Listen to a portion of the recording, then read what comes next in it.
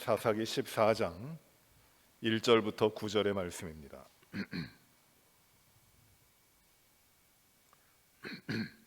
사사기 14장 1절부터 9절 말씀 한 절씩 교독하여 보십니다. 삼손이 딥나에 내려가서 거기서 블레셋 사람의 딸들 중에서 한 여자를 보고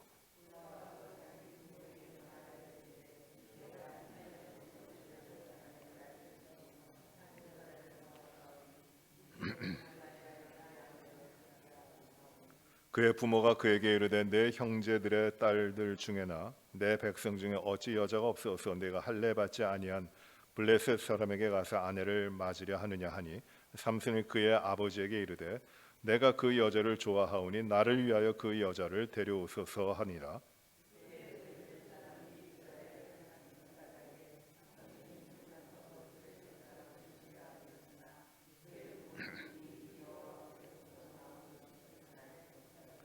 삼손이 그의 부모와 함께 딥나에 내려가 딥나의 포도원에 이른즉 젊은 사자가 그를 보고 소리 지르는지라.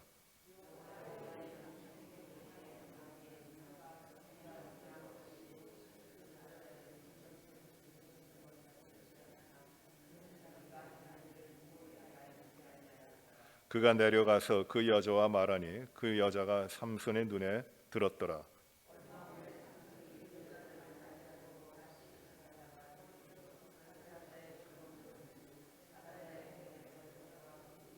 같이 봅니다.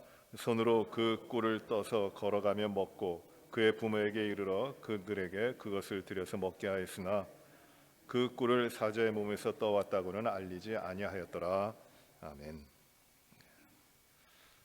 출애굽기의 마지막 사사기에 나오는 마지막 사사가 삼손입니다.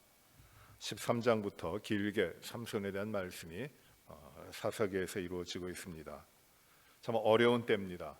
하나님의 백성들이 하나님을 떠나 블레셋의 압제를 당하고 살아가고 있는 때입니다. 그때 하나님은 이 삼손을 통하여 블레셋으로부터 이스라엘을 구원하시기 위하여 정하셨고 그 일을 행하십니다. 먼저 삼손은 그 마노아라고 하는 그 아버지 집에 임신하지 못하고 자녀를 가지지 못했던 마노아라고 하는 그 사람의 집에 하나님께서는 삼손을 낳게 하십니다. 불가능한 가운데 하나님께서 블레셋으로부터 구하시기 위하여 이스라엘 백성을 구하시는 그 사사로 삼손을 택하시고 삼손을 낳게 하시는 것입니다. 이 삼손에 대하여 하나님이 가지고 계시는 계획, 하나님의 뜻, 또 하나님의 기대, 그것은 삼손이 하나님의 백성을 하나님 앞에서 거룩한 백성으로, 구별된 백성으로, 하나님을 섬기는 백성으로 이끌어내시기 위한 그 목적이었고 그 기대였습니다. 그래서 이 삼손이 태어나게 될 때 삼손에게, 그 부모들에게 말씀하시기를 삼손은 나실인이다. 날 때부터 나실인이다. 그러니 머리도 깎지 말고 머리에 삭도도 내지 말고 포도의 소산, 포도주를 마시지 말라. 거룩하게 하라는 겁니다. 그는 나실인이다. 하나님 앞에 바쳐진 자, 거룩하게 구별된 자라고 하는 것입니다. 민수기 6장에 보시면 이 나실인에 대한 규례가 나오는데 하나님 앞에 서원을 두고 그 서원을 이루도록 살아가는 자들, 구별하여 그 서원을 이루도록 살아가는 자들이 나실인입니다. 그리하여 그 나실인들은 언제나 꼭 행해야 되는 것이 무엇이냐? 머리를 깎지 않아요. 머리에 칼을 대지 않습니다. 왜냐하면은 그 하나님이 그 위에 계시다. 절대적인 하나님이 그 위에 계시다. 그러므로 하나님의 계획이 이 나실인을 통하여 이루어지게 될 것이다 라고 하는 것입니다. 그래서 머리에 칼을 대지 않아요. 머리를 자르지 않습니다. 이것은 삼손에게도 매우 중요한 것입니다. 그는 머리가 잘라졌을 때 그 능력의 모든 것이 사라져 버립니다. 왜냐하면 나실인이었기 때문입니다. 또 나실인이 금해야 되는 것, 거룩하게 자신을 지키기 위해 금해야 되는 것은 무엇이냐면 포도와 포도나무의 소산을, 포도주와 포도나무의 소산을 먹지 않는 것입니다. 가까이 하지 않는 것입니다. 자신을 거룩하게 구별하기 위하여. 또 하나는 무엇이냐면 시체, 죽음을 가까이 하지 않는 것입니다. 부정하게 되지 않는 것이에요. 그래야 하나님이 서원을 두고 이루신 일들을 이루어 나가도록 하시는 거룩한 백성으로 세우시는, 하나님이 계획하신 하나님의 목적을 이루기 위하여 그 바쳐진 사람이 바로 나실인입니다. 서원이라고 하는 것, 서원이라는 것과 성경에 보시면 또 맹세라고 하는 것이 나오는데 이 둘은 다릅니다. 우리말로 맹세라고 번역된 말이 있는데, 또는 어떤 때는 맹세와 같은 것인데 서원이라고 번역되는 것도 있습니다. 그런데 그 맹세는 어떤 것이냐면 내가 내 결단으로 내 뜻을, 내가 세운 목적을 이루기 위해 단언하는 것, 그것이 맹세입니다. 그러니 그 맹세는 자신으로부터 나오는 것이에요. 그러나 서원은 우리가 많이 성경에도 나오는데 이 서원은 맹세와는 다릅니다. 서원은 무엇이냐면은 내 뜻이 아니라 하나님께서 세우신 뜻, 하나님께서 이미 정해놓으신 하나님의 뜻, 그것이 이루어져 가도록 나의 자신이 서원하는 것이에요. 내 자신을 거기에 구별해 드리는 것이 서원입니다. 그래서 서원 함부로 하는 거 아니고 내 임의로 하는 것 아닙니다. 하나님이 완전히 이루신 그 뜻이 그 뜻이 나의 헌신을 통하여 이루어지도록 내가 하나님 앞에 드리는 것이, 이것이 서원이에요. 그러니 이 삼손도 어떤 사람이냐면 서원을 가지고 있는 사람입니다. 즉 하나님이 이스라엘 백성들을 블레셋의 손으로부터 구원하시겠다고 하시는 하나님의 뜻을 향하여 바쳐진 사람, 구별된 사람이 바로 삼손인 것이에요. 그래서 삼손의 삶은 하나님 앞에 하나님의 뜻을 이루기 위하여 구별되었기 때문에 삼손을 하나님이 사용하셔서 하나님의 뜻을 이루어야 하기 때문에 그 삼손의 삶은 나실인으로 구별되고 세속적인 것과 세상과 섞이지 않고 자신을 유지하고 하나님 앞에 거룩한, 깨끗한, 구별된 사람으로 언제든지 남아 있어야 되는 것입니다. 그것이 삼손의 삶이에요. 그러한 삼손의 나실인으로 구별된 그 삶을 통하여 하나님은 블레셋으로부터 이스라엘을 구원하고자 하시는 그 하나님의 목적을 이루고자 하시는 겁니다. 그러니 마땅히 삼손은 그 하나님 앞에 순종하며 하나님 앞에 거룩한, 구별된 나실인으로 삶을 살아야 됩니다. 그런데 이 마지막 사서로 언급되고 있는 이 삼손은 위대한 능력을 가지고 있고 어느 누구도 따라올 수 없는 그 능력을 가지고 있지만 나실인으로는 구별되어 하나님 앞에 살아가지 못합니다.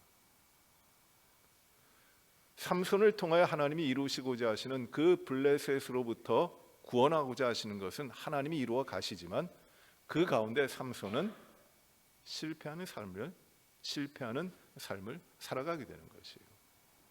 마치 하나님의 백성으로 하나님이 구별하여 하나님이 인도하시고 하나님이 채우시는 그 하나님의 백성인 이스라엘이 구별된 백성으로 하나님 앞에 언제든지 살아야 되는데 그 하나님을 떠나고 하나님을 배반하고 우상의 잡신들을 따라가고 하나님을 멀리하는 그러한 죄악된 삶을, 구별되지 않은 삶을 살아가는 것과 똑같은 모습의 삼손입니다. 그러면 삼손을 어떻게 하나님께서 어떻게 구원해 가시는가?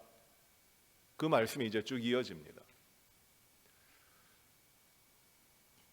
삼손 같은 위대한 능력을 가지고 있고 놀라운 사람이라면 그 사람들이 오늘날도 그 이름을 짓는데, 영어로 이름을 짓는데 아마 삼손이라는 이름도 많이 짓게 될 것입니다. 왜? 큰 능력을 행한 사람이니까. 그러나 삼손이라고 하는 이름을 가지고 있는 사람은 거의 없습니다. 사람들의 이름, 자기 이름으로 삼손을 쓰지를 않습니다. 그 삼손이라고 하는 이름을 붙이는 사람은 아마 그 어떤 레슬링을 한다든지 아니면 격투기를 한다든지 이러한 사람들의 그 닉네임으로 그렇게 삼손이라는 이름을 쓰지 자기의 삶을 삼손이라고 하는 이름에 붙여서 살아가고자 하는 사람은 없을 거예요. 왜? 실패한 인생이기 때문입니다. 그 모습을 보는 겁니다. 오늘 말씀해 보시면 1절부터 9절에 말씀해 보시면 매우 중요한 단어가 나옵니다. 1절과 4절과 그리고 7절, 8절에 보시면 동일한 단어가 반복돼서 나오는데 1절에는 무엇이냐면 삼손이 딥나에 내려갔다고 하죠. 내려갔어요. 4절에 보시면은 5절입니다. 삼손이 그의 부모와 함께 딥나에 내려갔다고 합니다. 내려갔죠. 또 7절에 보시면은 그가 내려가서 라고 하고 8절에는 얼마 후에 삼손이 그 여자를 맞이하러 다시 갔다고 합니다. 내려간 것이에요. 딥나로 간 겁니다. 내려갔다 또 내려갔다 또 내려갔다.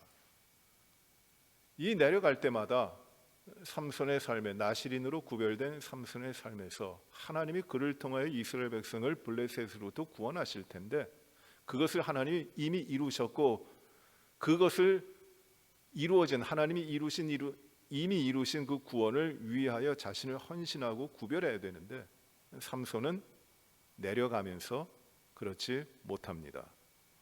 2절에 보십시오. 1절 삼손이 딥나에 내려가서 거기서 블레셋 사람의 딸들 중에서 한 여자를 보았다고 합니다. 블레셋의 여인을 봅니다. 그리고 다시 올라갑니다. 자기 부모에게 말하여 이르되 내가 딥나에서 블레셋 사람의 딸들 중에서 한 여자를 보았사오니 이제 그를 맞이하여 내 아내로 삼게 하소서. 이렇게 이야기합니다. 내 아내로 맡겠습니다. 내가 보니까 참 좋습니다. 얼마나 좋은지 첫눈에 반한 것이에요. 그가 누굽니까? 블레셋 사람이에요. 이방 여인입니다. 하나님께서는 이스라엘 백성들, 거룩한 백성들에게 이방 민족하고 섞이지 말라 그랬어요. 이방 여인을 데려오지 말라고 했고 그 이방 여인, 이방 사람들과 이 혼인하는 것을 금하셨습니다. 왜? 거룩한 하나님의 백성의 정체성, 하나님만을 섬기는 살아가는 그 삶이 흐트러지니까. 그리고 이방인 사람과 결혼함을 통해 들어오는 것이 무엇이냐면 이방의 잡신들이, 우상들이 이스라엘 거룩한 사람들의 거룩한 백성들 가운데 들어오게 됩니다. 그러니 하나님은 애초부터 이방 사람들과의 혼인을 금하셨습니다. 나실인은 더 말할 것도 없습니다. 하나님 앞에 거룩하고 구별된 사람입니다. 하나님의 뜻을 이루기 위하여. 그런데 지금 첫 번째 내려가서 딥나 블레셋 땅 지역으로 내려가서 삼손이 하는 것이 무엇입니까? 블레셋의 여인을 보고 좋아서 하나님의 뜻을 어기고 자기 뜻에 좋은 대로 그 여인과 결혼하겠다고 합니다. 아내로 맞이하겠다고 합니다. 하나님의 뜻은 저버리고 자기의 눈에 좋은 대로 행하는 것이에요. 여러분, 사사기 마지막 장 마지막 절에는 무엇이라고 나옵니까? 그때 이스라엘 백성들 가운데 왕이 없기 때문에 사람들이 다 하나님을 떠났기 때문에 자기의 소견에 좋은 대로 자기 뜻대로 행합니다. 자기 눈에 보이는 대로 좋게 하는 것이에요. 자기 눈에 좋게 보면 그대로 하는 겁니다. 하나님이 안 계셔요. 그들에게 하나님을 두려워하고 하나님이 나의 왕이다, 하나님이 우리의 왕이다 하는 것이 없습니다. 그래서 자기 소견에 좋은 대로 행하게 됩니다. 이게 사사기 시대의 사람들이에요. 지금 삼손이 어떻게 합니까? 딥나로 첫 번째로 내려가면서 자기 눈에 내가 보기에 너무 좋은데 이 블레셋 여인과 결혼하겠습니다. 하나님의 뜻을 저버립니다. 하나님의 기대를 저버립니다. 하나님이 세우신 법도와 하나님 앞에서의 삶을 버려버립니다. 그리고 자기 눈에 좋은 대로 합니다. 부모가 그 삼손에게 이야기합니다. 왜 내 형제들의 딸들 중에도 여자들이 많이 있고 내 이스라엘 백성들 가운데도 여자가 많이 있는데 어찌하여 왜 이방 여인 블레셋 여인을 아내로 맞이하려 하느냐? 부모가 답답하죠. 이 마노아, 그 삼손의 아버지의 이름이 마노아인데 마노아라고 하는 이름은 참 그 당시에 쉬운 이름이 아닙니다. 이 마노아라고 하는 이름의 뜻은 안식이라는 뜻이에요. 안식, 쉼입니다. 안식은 내가 아무것도 하지 않고 그냥 널브러져서 편하게 쉬는 그런 안식이 아니라 하나님이 주심으로 인하여 삶에 드리워진, 삶에 이루어지는 평안함입니다. 하나님 앞에서의 안식이에요. 평안함입니다. 이게 안식인데, 그 블레셋으로부터 나라를 빼앗기고 모든 압제를 당할 때 이 마노아라고 하는 사람이 등장하는 것이 하나님의 약속과 같은 겁니다. 안식을 주겠다. 그런데 이 마노아도 하나님의 법도를 알고 하나님의 뜻을 알고 있어요. 하나님의 뜻을 받았습니다. 내가 아들을 낳을 텐데 그 아들이 블레셋으로부터 이스라엘을 구원할 것이다. 즉 안식을 줄 것이다. 블레셋으로부터 마노아가 이루어질 것이다. 그 약속을 받은 겁니다. 그러니 하나님을 경외하고 하나님을 따르는, 하나님 앞에 역시 구별된 그 삼손의 아버지예요. 그렇게 삶을 살아야 됩니다. 그래서 그 아버지가 삼손에게 무엇이라고 이야기하냐면, 그 블레셋 여인을 데려오지 말라. 우리 형제들 중에도 그 딸들이 있지 않느냐, 우리 백성 가운데도 딸들이 있지 않느냐. 근데 삼손이 그 아버지에게 말합니다. 내가 그 여자를 좋아하오니 나를 위하여 그 여자를 데려오게 하소서. 아무리 그래도 나는 이 여자가 좋습니다. 이 여자를 내가 아내로 맡겠습니다. 아주 단호하게 삼손은 이야기하고 있는 것입니다. 하나님을 떠나 있는 것이에요. 하나님의 뜻을 생각하지 않습니다. 4절에 보시면 이렇게 말씀이 나오죠.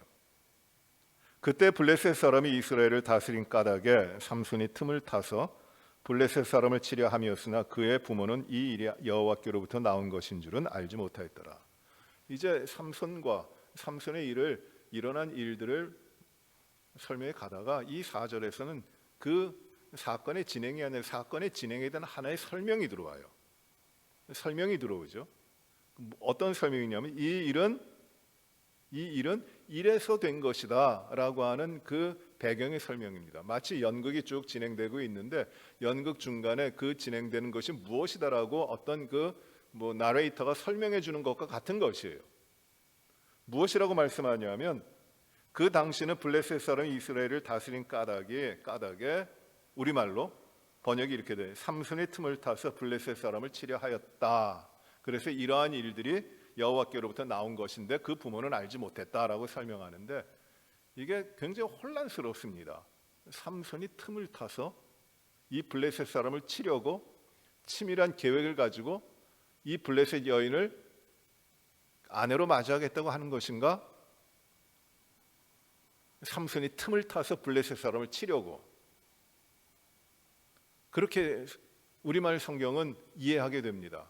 그런데 그렇게 이해하면 나중에 이 삼손이 계속해서 하나님을 떠나고 블레셋 사람들과 딜을 하고, 그리고 패망 가운데 그 모든 것을 잃어버리는 가운데 들어가는 그 과정이 이 삼손이 틈을 봐서 블레셋 사람을 치려고 하는 것과는 전혀 달라요. 이게 우리말 성경의 그 잘못된 번역 가운데 대표적인 것입니다. 이 원래 뜻은 무엇이냐면 삼손이 틈을 봐서라는 말이 없습니다.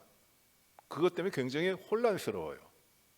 영어 성경을 보시더라도 또 다른 언어에 번역된 것, 또 원문을 보시더라도 틈을 타서의 주어는 누구냐면 삼손이 아닙니다. 삼손이 틈을 탄 것이 아니라 그 주어는 하나님이라는 말이에요. 하나님이. 영어 성경 그 NIV에는 어떻게 번역했냐면 His parents did not know that this was from the Lord who was seeking an occasion to confront the Philistines. 하나님께서 블레셋 사람들을 대하기 위하여, 맞닥뜨리기 위하여 하나님이 그 오케이션을 시킹한다고, 그 기회를 찾으시는 것이다라고 말씀하고 있어요. 이게 바른 겁니다. 즉 삼손이 틈을 찾은 게 아니라 하나님이 이 삼손의 모든 일들이 있지만은, 그러나 이 삼손을 통하여 어떻게든지 하나님께서 블레셋 사람들을 치려고 주관하고 계시다고 하는 뜻이에요. 그러니 삼손이 주어가 되면 혼란스러워요. 삼손이 주어가 아니에요. 삼손은 하나님의 부르심을 받고 하나님의 목적이 있음에도 불구하고 자기 소견대로 행하여 가는 것이에요. 그래서 실패하죠. 그러나 하나님은 뜻을 세우시고 그 뜻이 이루어지도록 계속해서 주관해 가신다고 하는 것입니다. 그리고 여러분 이 말씀을 잘 이해하셔야 됩니다. 이제 5절에 보시면 두 번째 내려가서가 나옵니다. 삼손이 그의 부모와 함께 딥나에 내려갑니다. 딥나로 내려갔어요. 딥나의 포도원에 이른즉 젊은 사자가 그를 보고 소리를 지른다고 합니다. 딥나에 내려갔습니다. 거기에 또 하나의 사건이 나와요. 그 부모는 딥나에 내려가서 어디에 있는지는 지금 잘 모르지만 포도원에 삼손이 갑니다. 포도원에 갔어요. 나실인인데 포도원의 소산과 포도에서 난 것 이걸 가까이 하지 말라고 하셨는데 그 나실인이 반드시 지켜야 되는 것이에요. 그런데 삼손이 포도원에 갔어요. 삼손이 여기 왜 갔을까요?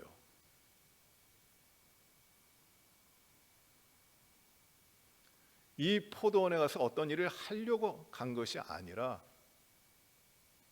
이 포도원에서 자기의 연락을 즐기기 위해 자기의 그 욕정과 자기의 습관을 따라가기 위하여 이 포도원에 들렸던 것이라고 생각이 됩니다. 해서는 안 될 일이에요. 그런데 갑니다. 포도원에 갑니다. 그런데 거기에 무엇이 나타나느냐 하면 젊은 사자가 나타납니다. 그래서 소리를 지릅니다. 포효합니다. 여호와의 영이 임하여 그 젊은 사자를 삼손이 찢어버립니다. 이게 참 어려운 부분입니다. 왜 여기에 젊은 사자가 나타나는가? 여기가 밀림도 아니고 포도원이에요. 거기에 사자가 나타납니다. 저도 이 성경에 사자가 나타나는데 이 사자에 대한 의문이 많았어요. 이스라엘 땅은 사자가 나올 땅이 아닌데 성경에 보시면은 이 사자가 많은 언급이 됩니다. 그리고 다윗도 양을 칠 때, 아버지의 양을 칠 때 그 그 짐승들이 와서 그 양을 움켜갈 때 그 짐승으로부터 양을 지켰다고 하잖아요. 그때 언급되고 있는 짐승이 뭡니까? 곰과 사자예요. 또 열왕기에 보시면은 그 하나님께서 그 한 예언자를 선지자를 심판하실 때 하나님께 그 말씀에 순종하지 않은 그 선지자를 심판하실 때 사자를 보내십니다. 그래서 그 사자에 죽게 하세요. 유다 지파, 이스라엘의 12지파 가운데 유다 지파는 무엇으로 언급되냐 하면 사자입니다. 또 다니엘서에 보시더라도 다니엘과 친구들이 사자 굴에 던져지죠. 사자가 많아요. 이사야서에 나오는 그 하나님의 도래하는 나라 메시아가 오실 때 일어나는 일들을 보시면 어린 아이와 사자가 같이 놉니다.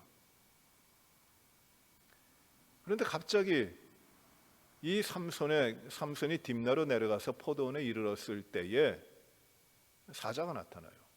이 사자가 무슨 의미인가? 혹자는 이 사자를 이야기하기를 하나님이 보내시는 어떤 메시지를 전달하는 것이다. 그렇게 해석을 하기도 합니다. 즉 삼손이 나실인인데 그 포도원에 가지 말아야 되는데 그 포도원에 다가가니까 거기에 대해서 하나님이 사자를 보내서 메시지를 주셨다는 것이죠. 그렇게 하면 안 된다. 그런데 삼손이 그 사자를 찢어 죽였어요. 그것도 여호와의 신이 임해서. 참 어렵습니다. 그러나 분명한 것은 삼손이 그 자리에서 죽지를 않았어요. 그러나 계속하여 이 삼손은 하나님의 부르심을 받고 구별된 백성이고 사명을 받은 자임에도 불구하고 하나님을 자꾸 떠나고 있는 것이에요. 포도원에 들어간 것이에요. 어디서 그랬어요? 딥나에 내려가서. 블레셋 땅입니다. 그 연락을 취하는 것이에요. 자기의 욕정대로 살아가는 것이에요. 거룩한 백성의 아이덴티티를 잊어버리고 하나님이 주신 사명도 잊어버리고 그리로 들어가는 겁니다. 7절에 보세요. 또 내려가서가 나옵니다. 그가 내려가서 그 여자와 말하니 그 여자가 삼손의 눈에 들었더라. 아주 눈에 쏙 들었어요. 그리고 얼마 후에 삼손이 그 여자를 맞이하려고 다시 가다가 돌이켜 그 사자의 주검을 본즉 사자의 몸에 벌떼와 꿀이 있다고 합니다. 또 내려가 보니까 세 번째 내려가는 거잖아요. 그 여자를 이제 아내로 맞이하려고 내려가는 겁니다. 보니까 무엇이 있습니까? 사자가 죽은 그 자리에 주검이 있어요. 시체가 있습니다. 그런데 그 안에 벌떼가 있고 꿀이 있어요. 그래서 그 삼손이 그 손으로 꿀을 떠서 걸어가면서 그것을 먹고 그리고 부모에게 그 꿀을 줍니다. 여기서는 어떤 모습입니까? 이 세 번째 내려가서에서 삼손이 죽음과 같이 하죠. 시체를 가까이 하죠. 시체를 가까이 하면 안 되죠. 나시린이 행해서는 안 될 것 중에 중요한 것이 죽음을 가까이 하는 것이 아니에요. 부정하게 됩니다. 그걸 이겨야 됩니다. 그런데 삼손은 그 죽음을 보고 피해야 되는데 어떻게 됩니까? 그 안에 벌떼와 꿀이 있는 것을 보고 손으로 그 꿀을 떠오는 것이에요. 참 희한합니다.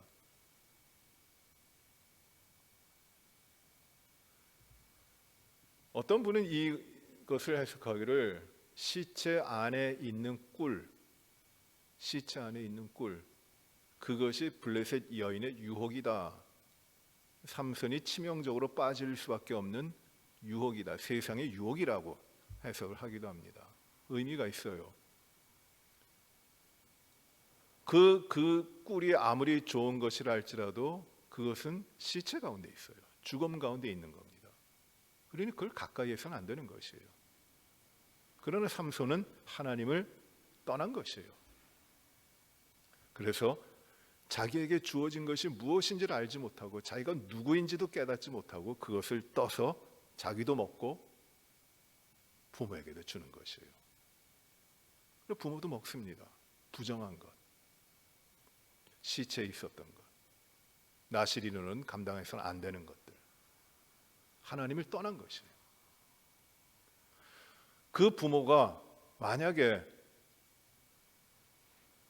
하나님의 말씀을 지키고 나시린으로 자녀를 키우는 그 목적을 하나님의 명령을 준행하였다면 이 마노아가 그 아들을 낳겠다고 하나님의 사자가 와서 여호와의 사자가 와서 말을 할 때에 그러면 이 아들을 어떻게 키워야 됩니까? 물어봅니다. 어떻게 키워야 됩니까? 물어보니 나시린으로 키워라. 머리에 깎지 말고 삭도를 대지 말고 그리고 포도주 마시게 하지 말고 그리고 시체 가까이 하지 말라. 이걸 주시는 것이에요.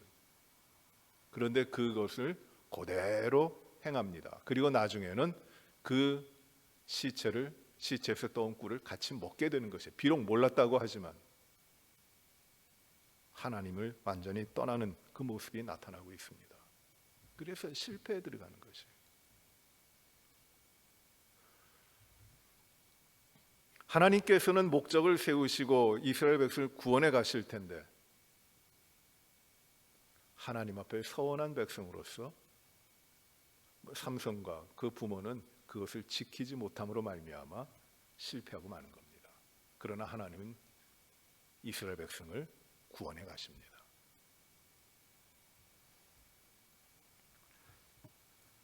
오늘 우리가 말씀을 통하여 바로 우리가 생각해야 되는 것이 우리가 하나님 앞에 구별된 백성으로 하나님께서 세우신 이미 이루신 뜻이 있고 이미 이루신 목적이 있다면 우리가 그걸 위해서 살아가는 사람들인데 그 일이 그 목적이 우리가 하나님 앞에 구별되지 않으면 우리가 하나님의 부르심을 받은 대로 살지 못하면 우리가 우리의 뜻대로 우리의 눈에 좋은 대로 우리의 안목의 정욕과 이생의 자랑과 이 땅의 것들에 대한 우리들의 욕구와 만족을 위해서 하나님께서 세우신 뜻을 잊고 망각하고 하나님을 떠나서 우리가 산다면 우리는 멸망하고 우리는 패망하고 남은 것이 없이 비참하게 사라져 버릴 것이에요. 그러나 하나님은 하나님의 세우신 뜻을 이루어 가십니다. 우리가 하나님의 부르심을 받고 하나님의 놀라우신 뜻을 이루도록 세움을 받았으면, 우리의 삶이 그렇게 하나님 앞에 부르심을 받았으면 우리는 철저하게 하나님 앞에 거룩한, 구별된 하나님의 뜻을 이루는, 하나님을 순종하는 하나님의 백성으로서의 삶을 살아야 되는 것입니다. 틈이 있어서 그 틈으로 무너지기 시작하면 우리의 삶의 모든 것이 깨져버립니다. 삼손을 통해서 우리가 보는 것이에요. 그에게 주신 능력이 얼마나 큽니까? 하나님이 그를 통해 이스라엘 백성들을 구원해 가실 텐데 얼마나 놀라운 일입니까? 그것이 나를 통하여, 하나님을 택하셔서 나를 통하여 이루어진다는데 얼마나 엄청난 일입니까? 그런데 그 뜻대로, 하나님 부르신 목적대로 살질 않아요. 하나님의 부르심을 망각합니다. 내 뜻대로 삽니다. 내가 왕이에요. 내가 내 삶의 주인이에요. 내 뜻이 최고예요. 실패 역사가 일어나는 겁니다. 이게 사사기예요. 내가 왕입니다. 보세요. 기도원도 그렇고 입다도 그렇고 위대한 일을 하는데 그 위대한 일을 행하여 내지만은 그 뒤에는 다 실패해요. 우리가 지난주에 기도원에 대해서 봤는데 자기가 결국 왕이 되려는 것이 아니었습니까? 실패했죠. 내일 입다에 대해서 우리가 볼 텐데 입다도 엄청나게 놀라운 일을 했잖아요. 그러나 그도 자기가 자기 뜻대로 서원하고 자기가 왕이에요. 실패합니다. 이 삼손도 마찬가지예요. 실패합니다. 에베소 4장 1절에서는 너희가 부르심을 받았으면 부르심에 합당하게 행하라고 말씀하세요. 부르심에 합당하게 행하라. 하나님이 불러주셨으면 그 목적이 있는 것이고 하나님의 뜻이 있는 것인데 그 하나님의 목적과 하나님의 뜻에 합당하게 착오 없이 일치하게 너희들의 삶을 살아가라고 하는 것이에요. 거룩하게 불러주셨으면 거룩하게 살라는 것이에요. 하나님의 백성으로 불러주셨으면 하나님의 백성답게 살아가라는 것입니다. 모든 삶의 우리의 부분들이 부르심에 합당하게. 하나님이 실패하시는 분이 아닙니다. 내가 잘못하면 하나님의 일이 이루어질까? 그러나 하나님은 어찌하든지 하나님께서 이루고자 하시는 일을 이루십니다. 우리에게는, 하나님 부르심을 받은 우리에게는 그 하나님이 반드시 이루실 일 가운데 합당하게 순종하여 합당하게 행하여 하나님의 백성으로 합당하게 행하여 그 하나님이 이루시는 일 가운데 들어가는 것이에요. 그 일을 이루어가는 것이에요. 하나님 반드시 이루실 텐데. 그러나 그 하나님이 이루시는 일 가운데 순종하지 않는 자들, 합당하게 행하지 아니하는 자들 어떻게 되는가? 다 버려지는 겁니다. 뒤처지는 겁니다. 우리는 이 말씀을 통해서 늘 우리가 깨닫고 우리가 살아야 되는 것, 힘써야 되는 것 무엇이냐? 하나님 앞에 하나님의 백성으로 하나님의 부르심을 받은 자로서 합당하게, 정직하게, 분명하게 하나님의 뜻대로 순종하며 하나님의 백성으로서의 오차가 없이 좌로나 우로나 흔들리지 않고 곧바로 올곧게 하나님이 주시는 대로, 하나님의 뜻하신 대로, 하나님이 인도하시는 대로 하나님 앞에 살아가는 것입니다. 그런 사람들이 하나님이 이루시는 하나님의 놀라우신 승리를 얻게 되는 것이에요. 내 싸움으로 무엇인가를 다 감당하려고 하는 것이 아니라 하나님이 이루시는 그 싸움 가운데 승리를 하나님으로부터 얻는 삶이에요. 이것이 우리에게 주시는 메시지입니다. 작은 일에도, 인생의 큰 중대사뿐만 아니라 작은 일까지도 우리가 하나님을 의지하며 하나님을 순종하며 하나님의 뜻대로 살아가는 우리의 모든 삶이 되어야 합니다. 그때 하나님이 이루시는 승리를 우리에게 허락하여 주시는 것입니다. 오늘도 이 말씀을 통해서 우리가 좌로나 우로나 흔들리지 말고 염려하지 말고 세상 부러워하지도 말고 세상의 관심을 다 내려놓고 오직 하나님의 뜻에 합당한 삶으로 하나님의 부르심을 받은 대로 거룩한 백성으로 구별되이 하나님을 바라보며 온전히 순종하며 살아가시는 우리 모든 우리 성도님들 되시기를 간절히 바랍니다. 기도하시겠습니다. 은혜로우신 아버지 하나님, 감사합니다. 우리에게 오늘도 말씀을 주시니 감사합니다.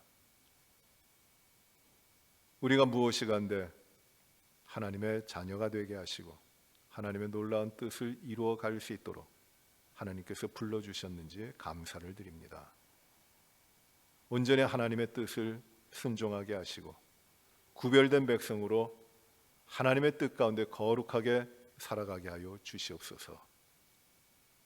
계획하신 하나님의 뜻이 분명히 이루어질 텐데 하나님 그 뜻을 우리의 힘이 아니라 우리의 능력으로 이루어 보려고 하는 것이 아니라 온전히 하나님께 순종하여 하나님이 이루시는 것을 얻게 하여 주시옵소서. 하나님, 내가 내 삶의 주인 되고 왕이 되는 것을 다 내려놓고 주님 앞에 온전히 순종하는 삶을 살아가도록 인도하여 주시옵소서. 말씀을 통하여 우리에게 주시는 하나님의 뜻이 늘 우리들의 삶의 가장 중요한 방향이 되게 하시고 하나님의 뜻을 이루는 것이 우리의 삶의 기쁨이 되게 하여 주옵소서. 하나님 감사합니다. 우리의 삶을 늘 성령께서 함께 하시며 인도하여 주시니 감사하고 부지런히 주님 앞에 거룩한 백성으로 우리의 모든 삶을 살아갈 수 있도록 하나님 인도하여 주옵소서. 예수님 이름으로 기도하옵나이다. 아멘. 하늘에 계신 우리 아버지여, 이름이 거룩히 여김을 받으시오며 나라의 마옵시며 뜻이 하늘에서 이루어진 것 같이 땅에서도 이루어지이다.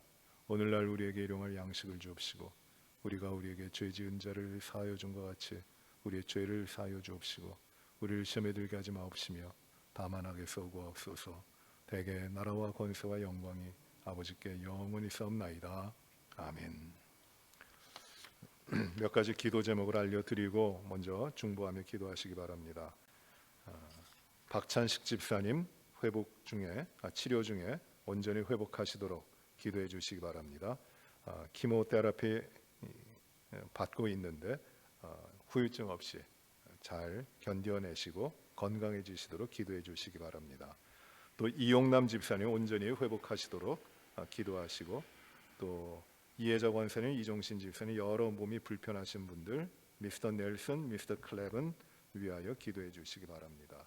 장은숙 집사님이 내일 이번 화요일에 출국하시고 한국에 방문하시는데 어머니를 위하여 영혼 구원을 위하여 기도하십니다. 중보해서 기도해 주시기 바라고, 남편도 몸이 안 좋으신데 또 남편을 위해서도 기도해 주시기 바랍니다.